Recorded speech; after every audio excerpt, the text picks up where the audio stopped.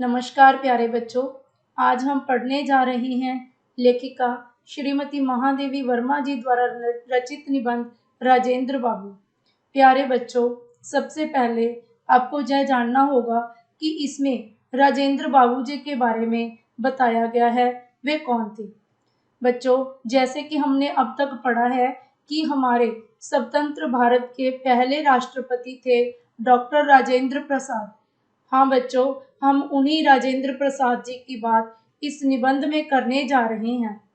उनका शारीरिक गठन कैसा था, उनके जो पहनने खाने पीने का ढंग कैसा था और उनका स्वभाव कैसा था, यानी कि उनके संपूर्ण व्यक्तित्व के बारे में जानकारी हम इस निबंध के द्वारा प्राप्त करेंगे। प्यारे बच्चों, मैं आपको इसे लाइन टू लाइन नहीं पढ़ाऊंगी, मैं केवल सार के रूप में ही आपको ये बताने का प्रयास करूंगी कि इस निबंध में राजेंद्र बाबू जी की किन किन खूबियों का किस प्रकार से वर्णन किया गया है। तो आइए बच्चों, पढ़ते हैं निबंध राजेंद्र बाबू। तो प्यारे बच्चों, जैसे कि हम देख पा रहे हैं, इस जो गद्यांश में लेखिका ने बताया है कि लेखिका ने सबसे पहले राजेंद्र बाबू को पटना स्टेशन पर देखा था। प्रथम दृष्टि में ही, यानी कि पहली नजर में ही उनकी जो आकृति लेखिका की स्मृति पटल पर अंकित हुई, यानी कि लेखिका के दिमाग में जो उनकी स्मृति बनी वह वर्षों के पश्चात भी वही बनी हुई थी। कैसी थी उनकी प्रकृति, तो आइए देखते हैं। इस गद्यांश को ध्यान से देखिए। काले घने पर छोटे कटे हुए बाल, यानी कि राजेंद्र बाबू जी के बाल काले थे, घने थे, लेकिन छोटे छोटे कटे हुए थे। उनका जो मुख था वो चौड़ा था, माथा भी चौड़ा था। उनकी भ्रिकुटियां घनी थी, बड़ी बड़ी आंखें थी।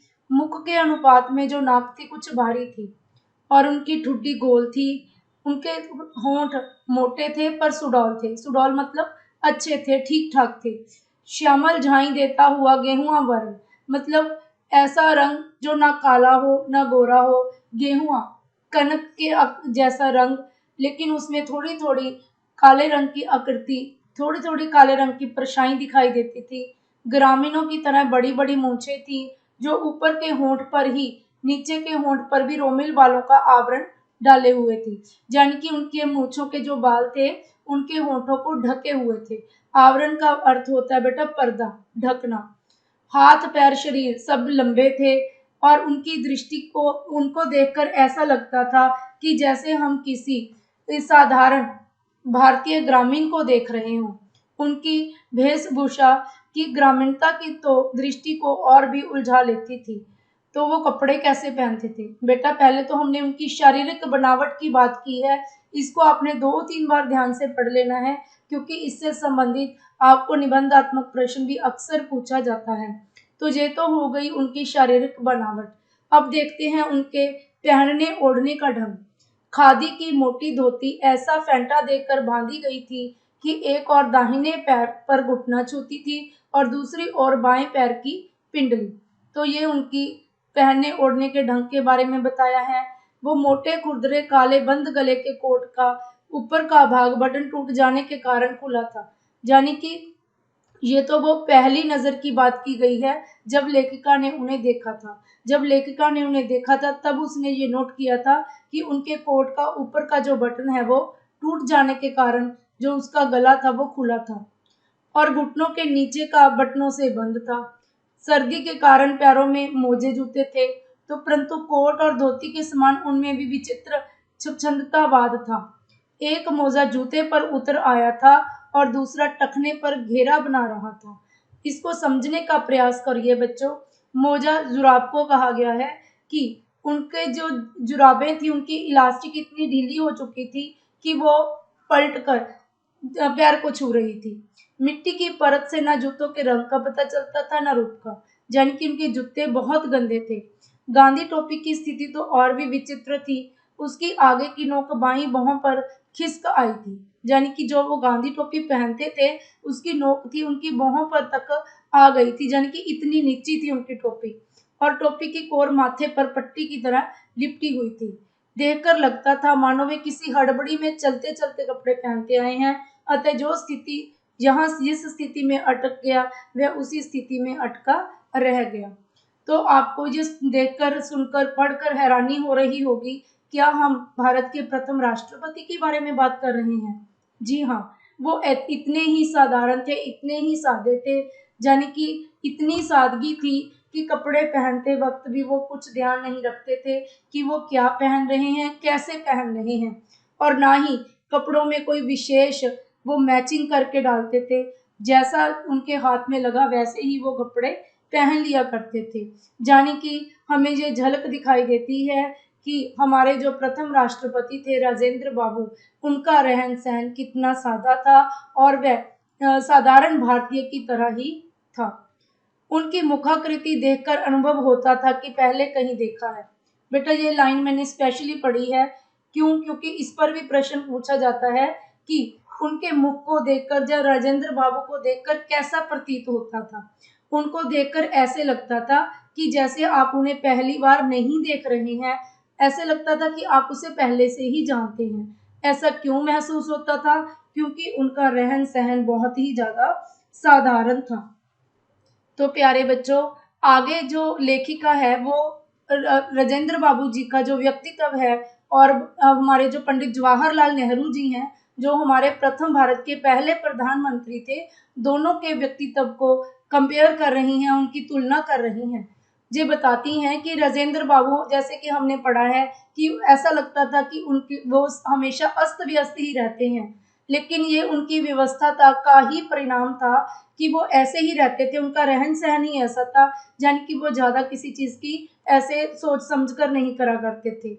अगर जवाहरलाल नेहरू जी की बात करें, तो अगर उनकी अस्त व्यवस्था को कोई देख लेता कि वो, अगर उनकी कुछ भी चीज हौच पौच हो, अगर उसे कोई नोट कर ले तो उन्हें बुरा नहीं लगता था।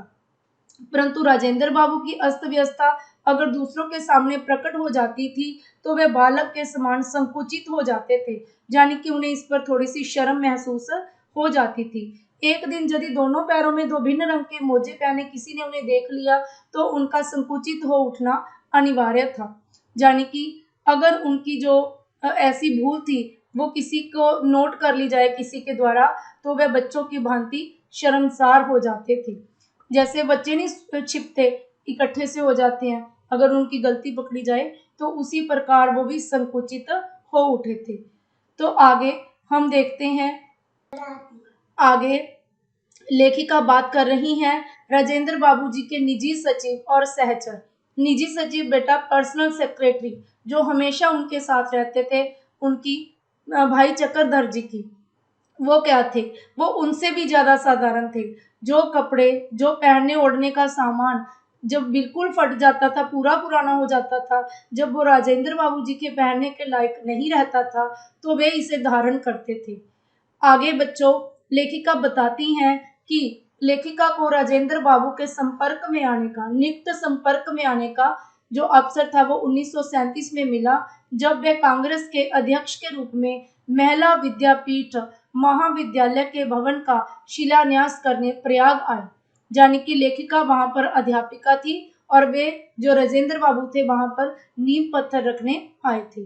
तो उनसे बातचीत में लेखिका को पता चला कि राजेंद्र बाबू की 15-16 पौत्रियां हैं जिनकी पढ़ाई की कोई व्यवस्था नहीं है। तो उन्होंने लेखिका से आग्रह किया कि यदि वह उनकी पौत्रियों को छात्रावास में रखकर उन्हें विद्यापीठ की परीक्षाओं में बिठा सके तो वे उनकी विद्या में कुछ मदद दे सकेंगे। पहले बड़ी, फिर छोटी, फिर उनसे छोटी के क्रम में बालिकाएं लेखिका के संरक्षण में आती गई, यानी कि एक एक करके उम्र के हिसाब से राजेंद्र बाबू अपनी पौत्रियों को लेखिका के पास पढ़ने के लिए भेजते रहे। तो लेखिका बताती हैं कि अपनी पौत्रियों को मिलने कभी कभी राजेंद्र बाबू तथा उनकी पत्नी उन छात्रावास में आया करते थे। तो आगे लेखिका बताती हैं, बेटा इसे बहुत ध्यान से पढ़िएगा क्योंकि इस पर भी आपको निबंधात्मक प्रश्न पूछा जाता है। ऐसे पूछा जाता है कि राजेंद्र बाबू की पत्नी का चरित्र चित्रण करें, जहाँ ये सिद्ध करें कि वो सच्चे अर्थों में धरती की पुत्री थी।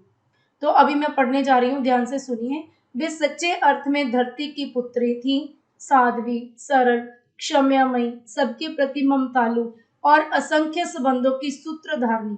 देखो उनके कैरेक्टर के, उनके व्यक्तित्व के कितने गुणों का व्याख्यान लेखिका ने किया है कि वो साध्वी की भांति थी, यानी कि बिल्कुल सादा जीवन व्यतीत करती थी, सरल थी, यानी कि सीधी सादी थी, स्वभाव उनका बहुत ही सीधा साधा था, सभी को क्षमा कर देती थी, क्षमा भाव रखती थी सभी के प्रति, सबके प्रति ममता रखती थी, और पता नहीं कितने ही लोगों से संबंध, प्यार पूर्ण संबंधों की सूत्रधारणी थी, यानी कि सबके साथ संबंधों को उन्होंने एक सूत्र में पिरो रखा था।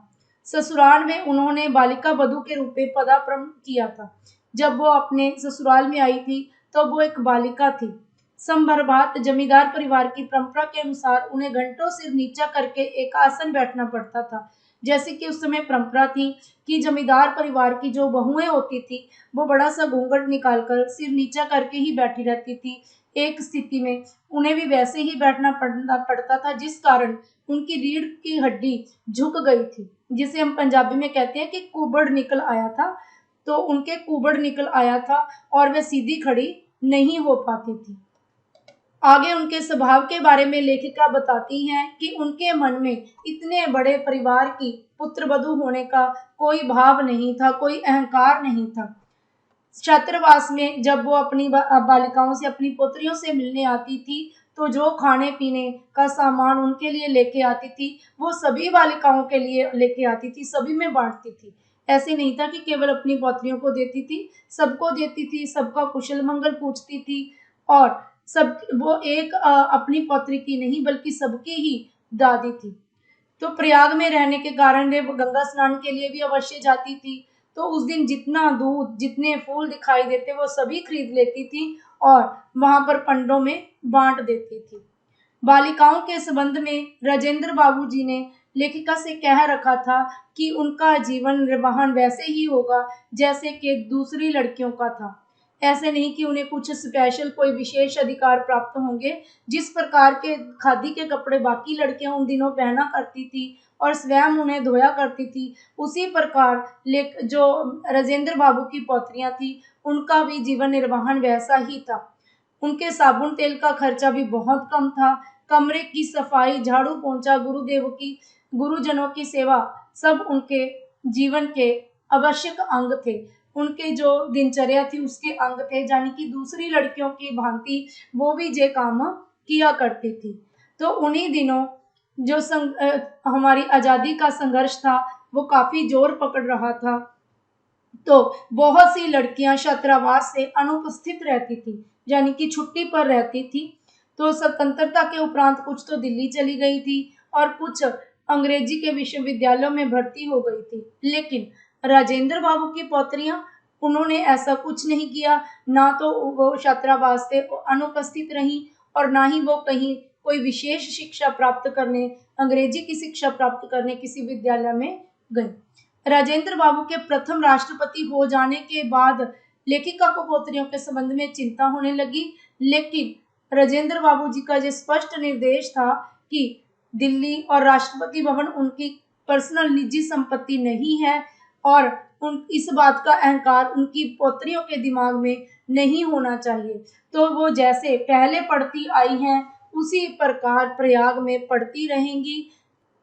लेखिका बताती हैं कि राजेंद्र बाबू की पत्नी के जीवन में भी किसी प्रकार का कोई परिवर्तन नहीं हुआ। कब बेटा?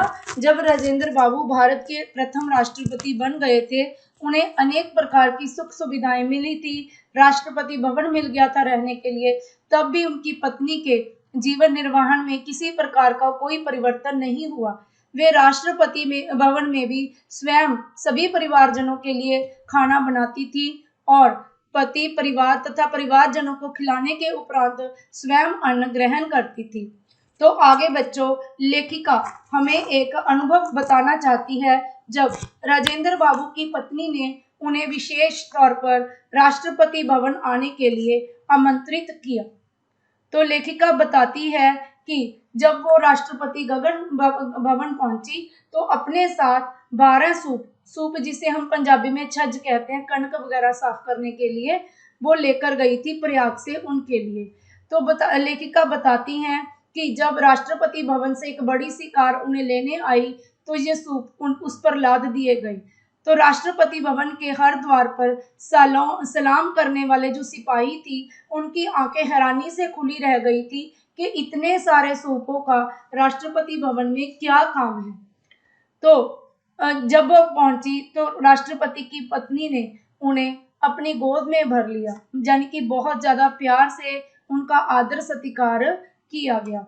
लेखिका बताती हैं कि उस दिन जो पत्नी का उपवास था, तो लेखिका ने भी उनके साथ फलोहार लेना ही उचित समझा।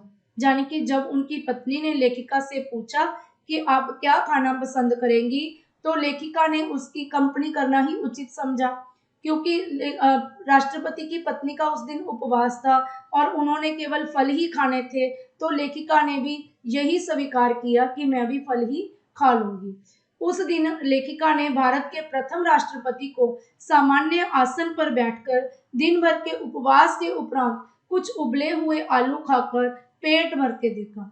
यानी कि लेखिका के दिमाग में था कि अगर उनका उपवास है तो वो अवश्य भांति भांति के फल, मेवे, मिष्ठान आदि खाएंगे, लेकिन उन्होंने क्या खाया बेटा?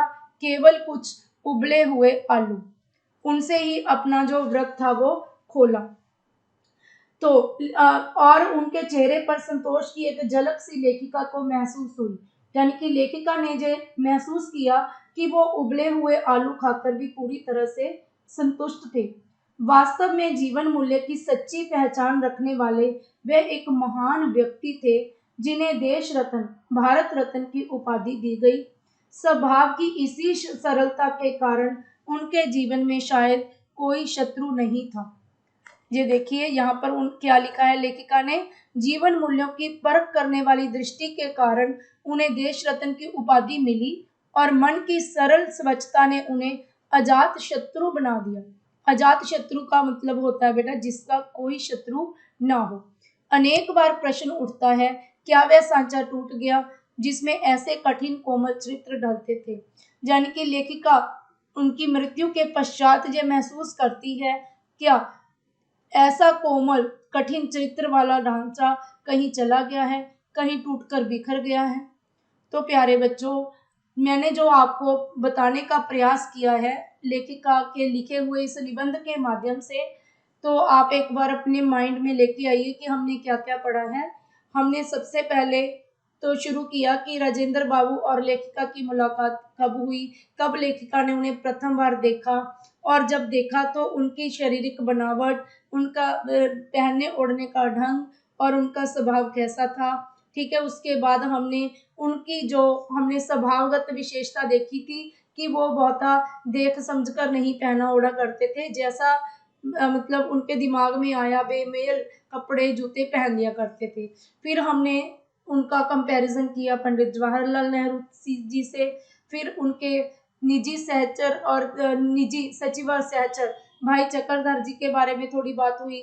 फिर हम पहुंचे उनकी पत्नी पर कि उनकी पत्नी का स्वभाव कैसा था, उनका जीवन प्रयाण कैसा था। फिर हमने उनकी पौत्रियों के बारे में थोड़ी बातचीत की और अंत में लेखिका ने हमें उनके घर जाने का जो अनुभव था वो बताया, जिससे हमें उनके स्वभाव की सादगी के बारे में और पता चला। तो आइए बच्चों, अब हम बढ़ते हैं इस पाठ के अभ्यास की ओर। राजेंद्र बाबू को लेखिका ने प्रथम बार कहाँ देखा था? राजेंद्र बाबू को लेखिका ने प्रथम बार पटना के रेलवे स्टेशन पर देखा था। राजेंद्र बाबू अपने स्वभाव और रहन सहन में किसका प्रतिनिधित्व करते थे? साधारण भारतीय का। राजेंद्र बाबू के निजी सचिव और सहचर कौन थे? भाई चक्रधर। राजेंद्र बाबू ने किनकी शिक्षा की व्यवस्था करने के लिए लेखिका से अनुरोध किया? अपनी पौत्रियों की। लेखिका प्रयाग से कौन सा उपहार लेकर राष्ट्रपति भवन पहुंची थी? हाँ जी, सूपों का उपहार। राष्ट्रपति को उपवास की समाप्ति पर क्या खाते देखकर लेखिका को हैरानी हुई? उबले आलू खाते देखकर। आगे है बच्चों 3-4 अंकतियों वाले प्रश्न। राजेंद्र बाबू को देखकर हर किसी को ये क्यों लगता था कि उन्हें पहले कहीं देखा है? राजेंद्र बाबू को देखकर हर किसी को ये लगता था कि उन्हें पहले कहीं देखा है। क्यों? क्योंकि उनका जो रहन सहन था, उनका जो पहनने ओढ़ने का ढंग था, उनमें एक सामान्य भारतीय की झलक महसूस होती थी। उनका स्वभाव और रहन सहन सामान्य नागरिक जैसा था। जो भी उन्हें देखता था ऐसा लगता था कि उन्हें पहले कहीं देखा है। पंडित जवाहरलाल नेहरू की अस्त व्यस्तता तथा राजेंद्र बाबू की सारी व्यवस्था किसका प्राय थी? पंडित जवाहरलाल नेहरू की अस्त व्यवस्था एक व्यवस्था से निर्मित होती थी। राजेंद्र बाबू की व्यवस्था ही अस्त व्यवस्था से परिपूर्ण होती थी, यानी कि दोनों एक दूसरे के बिल्कुल उल्ट थे। पंडित जवाहरलाल नेहरू जी की अस्त व्यवस्था को अगर कोई देख लेता था तो उन्हें बुरा नहीं लगता था, लेकिन राजेंद्र बाबू की अगर अस्त व्यवस्था को कोई देख लेता था तो वे बालक की भांति संकुचित हो उठते थे। राजेंद्र बाबू की वेशभूषा के साथ उनके निजी सचिव और सहचर का स्मरण लेखिका को क्यों हो आया? क्योंकि उनके निजी सचिव और सहचर बाबू चक्रधर बहुत ही ज्यादा साधारण थे। राजेंद्र बाबू जी के जो मोजे जूते और कपड़े जो बिल्कुल पहनने लायक नहीं रहते थे, तब बाबू चक्रधर उन्हें धारण कर लिया करते थे, यानी कि वो उनका पुराना परिधान ही पहन लिया करते थे। लेखिका ने राजेंद्र बाबू की पत्नी को सच्चे अर्थों में धरती की पुत्री क्यों कहा है? क्योंकि वे धरती के समान सरल, क्षमामयी, सबके प्रति ममतालु तथा त्यागमयी थी। बिहार के जमींदार परिवार की पुत्रवधू और भारत के प्रथम राष्ट्रपति की पत्नी होने का उनमें जरा भी अहम नहीं था। राजेंद्र बाबू की पौत्रियों का छात्रावास में रहन सहन कैसा था? राजेंद्र बाबू की पौत्रियों का छात्रावास में रहन सहन बहुत ही सादगी और संयम पूर्ण था। जिस प्रकार दूसरी लड़कियां खादी के कपड़े पहनती थी, अपने कपड़े स्वयं धोती थी, अपने कमरे की सफाई, झाड़ू पोंछा और गुरुजनों की सेवा करती थी, ये सभी काम उनकी पौत्रियां भी किया करती थी। राष्ट्रपति भवन में रहते हुए भी राजेंद्र बाबू की पत्नी और उनमें किसी प्रकार का परिवर्तन नहीं हुआ, स्पष्ट करें। राष्ट्रपति भवन में रहते हुए भी राजेंद्र बाबू तथा उनकी पत्नी उसी प्रकार का जीवन जीते थे जैसे कि पहले। तो इस बात का पता हमें वैसे वहां से लगता है जब उन्होंने लेखिका को निर्देश दिया कि उनकी पौत्रियां उसी प्रकार से पढ़ती रहेंगी जिस प्रकार से वो पहले पढ़ती रही हैं। इसके अतिरिक्त लेखक राजेंद्र बाबू की पत्नी राष्ट्रपति भवन में भी स्वयं खाना पकाती थी। सारे परिवारजनों को खिलाने के बाद ही स्वयं खाना खाती थी। उपवास में वे उबले आलू खाकर ही अपना गुजारा कर लेते थे। इससे पता चलता है कि वो राष्ट्रपति भवन में भी बहुत सादगीपूर्ण जीवन व्यतीत करते थे। आगे बच्चों, इसमें दो बड़े प्रश्न जो मेन है, राजेंद्र बाबू की शारीरिक बनावट, वेशभूषा और स्वभाव का वर्णन, जे हम बहुत ही अच्छे से कर चुके हैं पाठ में। इसके बाद है राजेंद्र बाबू की पत्नी की चारित्रिक विशेषताएं। चारित्रिक विशेषताओं में आप लिखेंगे कि वो धरती की तरह, जैसे हमने अभी अभी किया है, कि धरती की तरह बहुत ही ज्यादा सरल, क्षमामयी, ममतालु और अनेक संबंधों की सूत्रधारणी थी। उनका रहन सहन बहुत साधारण था। जब वे अपने ससुराल में आई थी तो वह एक बालिका थी, तो उनकी जो रीढ़ की हड्डी थी वो ज्यादा झुकी रहने के कारण उसमें कुबड़ निकल गया था, फिर वो सीधी नहीं हो पाई। वे सभी का बहुत ख्याल रखती थी। अपनी पौत्रियों के लिए जो सामान लेकर जाती थी सभी में बांट देती थी। ठीक है, वो बहुत ज्यादा भक्ति भाव रखती थी। गंगा स्नान के लिए जाती तो सारा का सारा दूध और जो फूल होते थे वो खरीद कर अर्पण कर देती थी। और राष्ट्रपति भवन में रहते हुए भी उनमें बिल्कुल अहंकार नहीं आया। जो भी वो सभी परिवारजनों के लिए खाना बनाती थी, सबको खिलाने के बाद स्वयं ग्रहण करती थी। इस प्रकार हम इस पाठ को कंप्लीट कर चुके हैं। तो प्यारे बच्चों, मुझे आशा है कि आपको ये पाठ समझ में आया होगा। अगर आपने इसे पसंद किया तो इसे लाइक करें, ज़्यादा से ज़्यादा शेयर करें और मेरे चैनल को सब्सक्राइब करें। बहुत बहुत धन्यवाद।